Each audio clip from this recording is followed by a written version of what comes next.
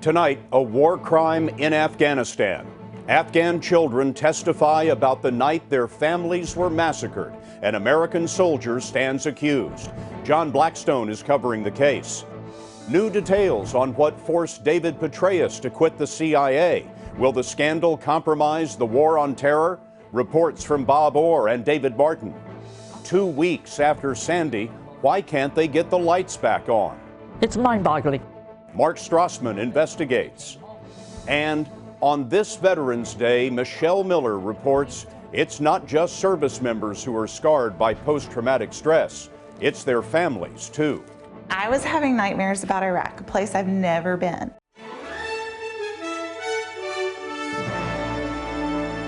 This is the CBS Evening News with Scott Pelley. Good evening. An American soldier accused of a horrific war crime watched in a courtroom as children described the murders of their families. There were 2 days of testimony in the case of Staff Sergeant Robert Bales. Bales is charged with 16 counts of premeditated murder and 6 counts of attempted murder. Prosecutors say that for reasons unknown, Bales walked off his post in Afghanistan in the middle of the night, then shot and stabbed civilians in 2 villages. The hearing at a military post in Washington state was called to decide whether there is enough evidence to court-martial Bales. John Blackstone has been covering in the courtroom. Staff Sergeant Bales watched the video feed from Afghanistan showing no reaction as 10 Afghans told of the night their 2 villages were awakened by gunshots. 9 of the murder victims were children. The massacre was one of the worst crimes attributed to a U.S. serviceman in decades. A 7-year-old named Rabina told the court her father was shot right through the throat and chest. The bullet hit me in the leg. 15-year-old Rafaula, who was shot in both legs, told the court the same story he told us back in his village. My uncle, my little cousin, and my grandmother were killed. I was told to put my hands on the wall.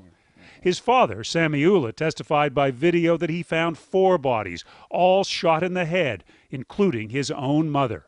I saw her and cried, he said, and I could not look at her face. 39-year-old Bales, a married father of 2 young children, served 4 tours of duty in Iraq and Afghanistan. He was arrested after returning to base early in the morning of March 11th, covered in blood. Fellow soldiers have testified he'd been drinking. Sergeant Jason McLaughlin said Bales admitted he'd shot up some people. None of the massacre survivors could identify Bales as the gunman. Zardana was 7 years old when she was shot in the head. Wearing a scarf that hid her wounds, she told the court her attacker was wearing a T-shirt and khaki pants. 14-year-old Quadratula testified that he begged the gunman not to shoot. We kept saying, "We are children, we are children." Bales' wife, Carrie, was in the courtroom. In July, she told CBS This Morning she didn't believe her husband was capable of the murders. I really want a fair trial for my husband so that the facts do come out. And my children deserve to be proud of their father because he's sacrificed a lot for his country and has been away from our family too often. Final arguments are tomorrow. Then a U.S. Army colonel will recommend whether to go ahead with a full court-martial, which could carry the death penalty. Scott, no U.S. service member has been executed since 1961. John, thank you. David Petraeus is telling friends and colleagues that there was only one affair, and he is devastated that it led to his resignation Friday as Director of Central Intelligence. There have been a lot of questions about how the FBI came to uncover that affair through an investigation of emails. So we asked Bob Orr in Washington tonight to piece together everything we know. Bob?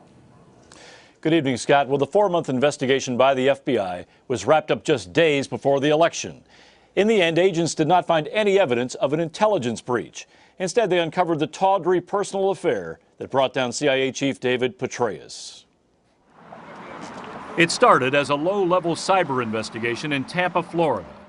Jill Kelly, a socialite who's done fundraising for the U.S. military, told a friend in the FBI that she'd received a series of anonymous, harassing emails.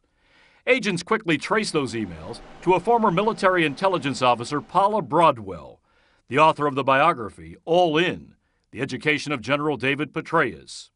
A further investigation turned up numerous emails, some of them sexually explicit, between Broadwell and Petraeus. At first blush, investigators wondered if someone had breached Petraeus' private email.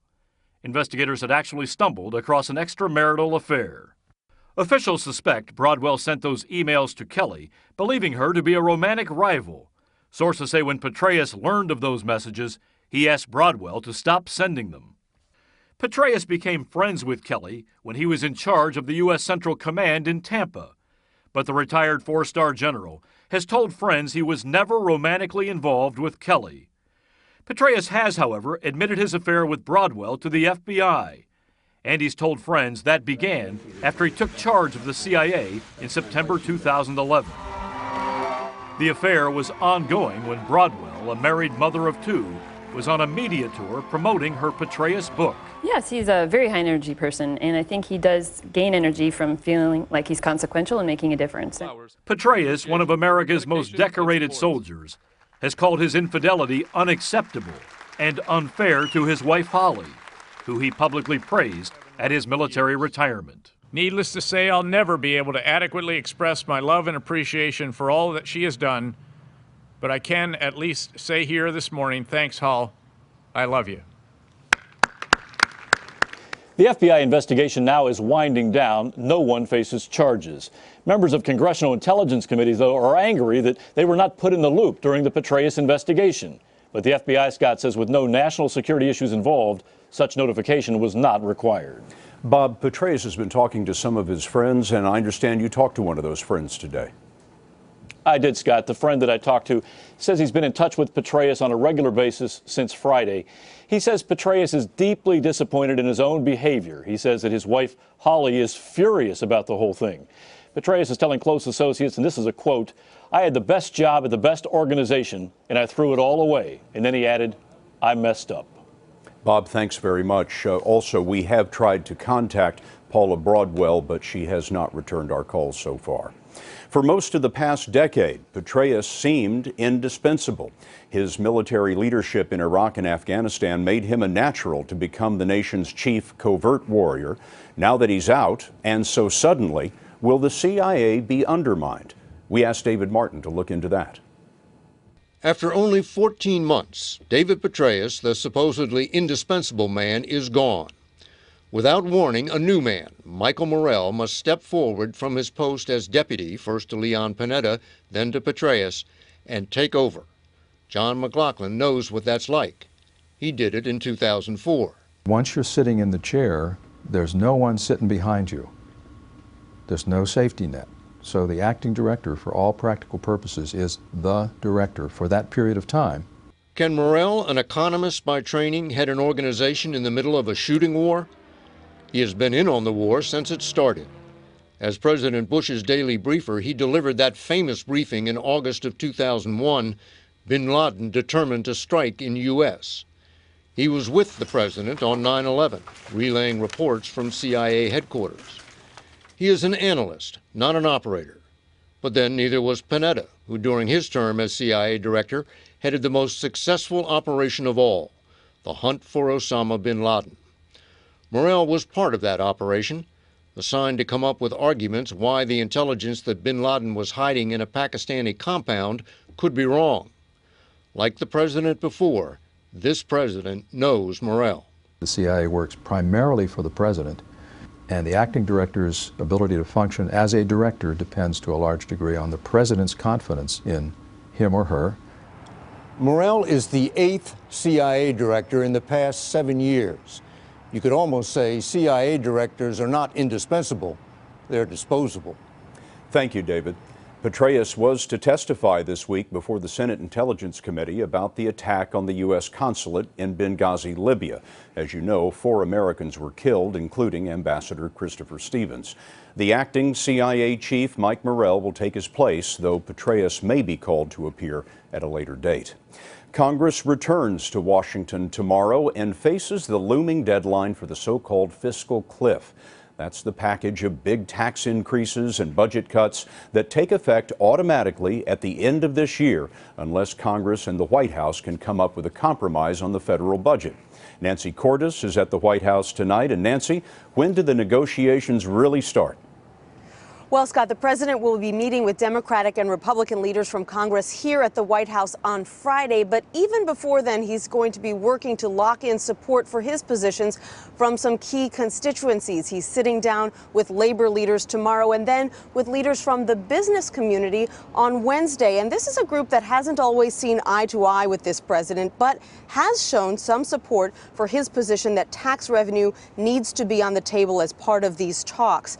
This weekend, a few more influential Republicans expressed a new openness to that position as well. However, in exchange, they want Social Security and Medicare reforms to be on the table. Scott, one top Democratic aide told me that Senate Democrats are split on this front. Some see entitlement reforms as key to a big debt deal, while others feel that it's giving away too much, especially right after a big victory. Nancy, thank you very much. You may be wondering how this whole fiscal cliff mess happened to begin with. Well, it's the result of a showdown between the White House and the Congress. Last year, the government needed to borrow to pay its debts, but Congress wouldn't authorize it unless the president agreed to big cuts in spending. Well, the negotiations were a train wreck. So, faced with America defaulting on its debts, Congress okayed the borrowing on one condition, that at the end of this year, $1 trillion would be cut and the Bush tax cuts would expire. The idea was to make these automatic cuts so painful that the parties would work out a reasonable budget. There are now 6 weeks to go. This caught our eye today. The International Energy Agency said that the U.S. will become the world's top oil producer by the end of the decade, surpassing Saudi Arabia and Russia. The report says that new technologies like fracking are reaching new reserves of oil in the U.S. The report says the U.S. could stop importing oil by 2035. In the Middle East, Syria's civil war has now touched Israel. For the second straight day, a shell from Syria landed in Israeli territory. Today, an Israeli tank destroyed a Syrian armored vehicle. Israel is just the latest neighbor pulled into the conflict. Turkey has returned fire repeatedly since Syrian shells first landed there in October. Turkey, Lebanon, Jordan, and Iraq now house more than 400,000 Syrian refugees. It was 19 months ago that a protest movement rose up to overthrow the dictatorship in Syria, but there is no end in sight. Lance Armstrong has resigned from the board of his cancer charity. 2 weeks after Sandy, why are so many people still in the dark? And we'll show you the jewels recovered from the Titanic when the CBS Evening News continues.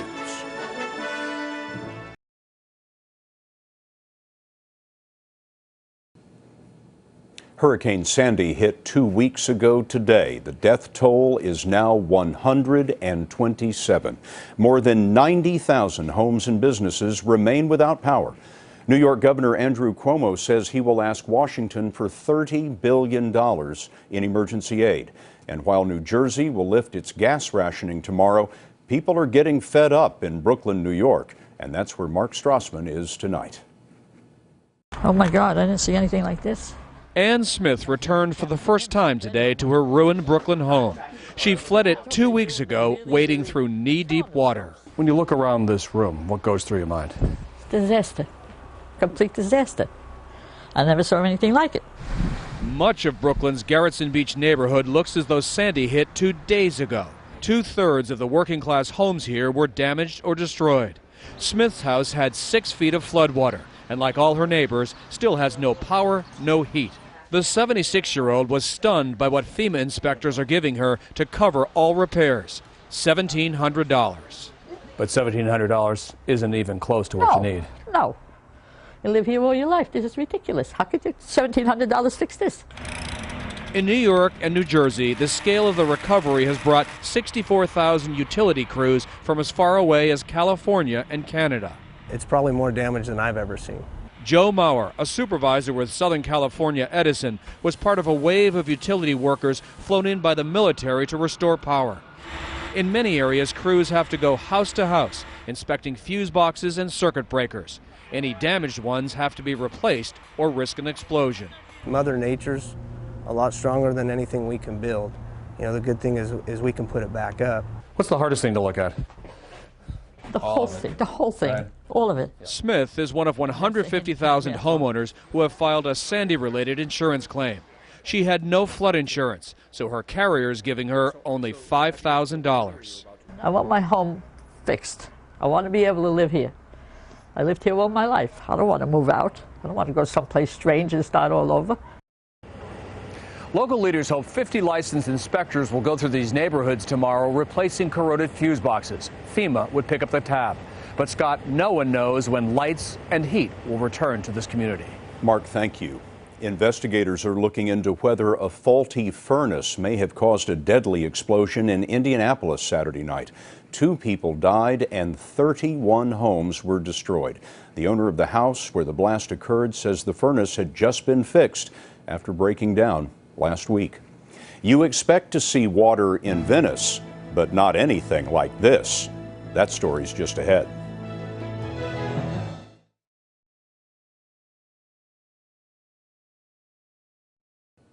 Lance Armstrong took a step to save his cancer-fighting charity by leaving it.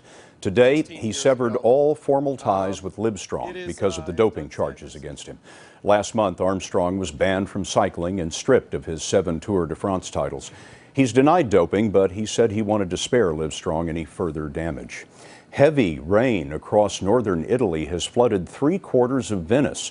St. Mark's Square looked more like the Grand Canal as residents and tourists trudge through waist-high water. It is one of the worst floods ever in Venice. We are getting a look tonight at some jewels not seen in more than a century. They went down with the Titanic on April 15, 1912, and include this 14-karat gold ribbon brooch with 2 diamonds, a gold and platinum ring with a center sapphire surrounded by diamonds, and this gold stick pin with the head of a fox. Most are going on display for the first time since being recovered in 1987. They were all found in the same purser's bag, apparently held for safekeeping. They are casualties of war, even though they never got near a battlefield. Their story is next.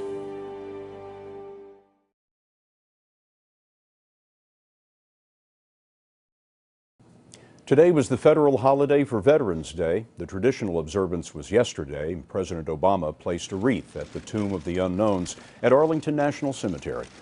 The holiday was originally known as Armistice Day, marking the end of World War I on the 11th day of the 11th month in 1918. It was supposed to be the war to end all wars. We want to close this broadcast tonight by noting the sacrifices made by servicemen and women, and those sacrifices made by their families who also bear scars of war. Here's Michelle Miller. The guy that came back from Iraq was not at all the guy that left. Brannon Vine's husband, her high school sweetheart, was once the man she leaned on when times were tough. That all changed after Caleb returned from 2 deployments in Iraq.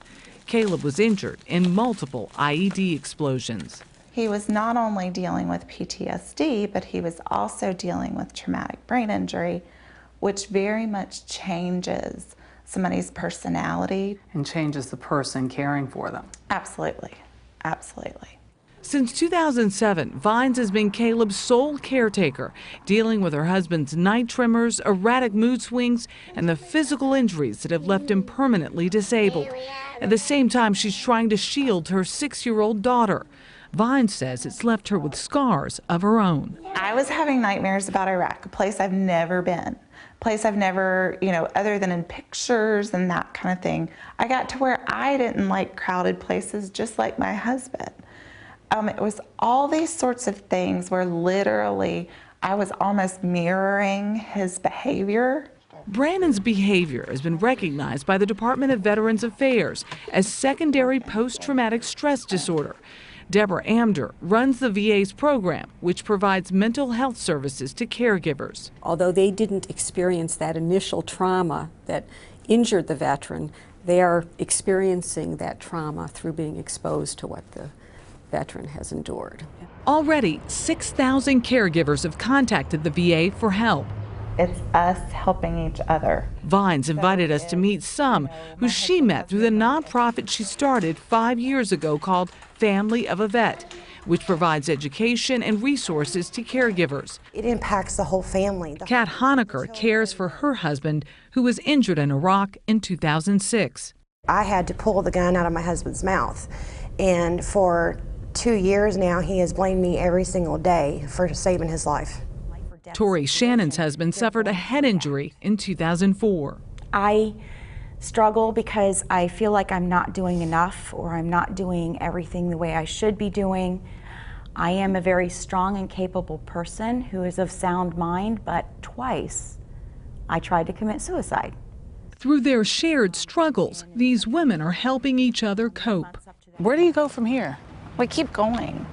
You know, it's all about learning new ways to handle it and figuring out how to stay together as a family. For these military families, the road to recovery is taking it one day at a time. Michelle Miller, CBS News, Daphne, Alabama. And that's the CBS Evening News for tonight. For all of us at CBS News all around the world, good night.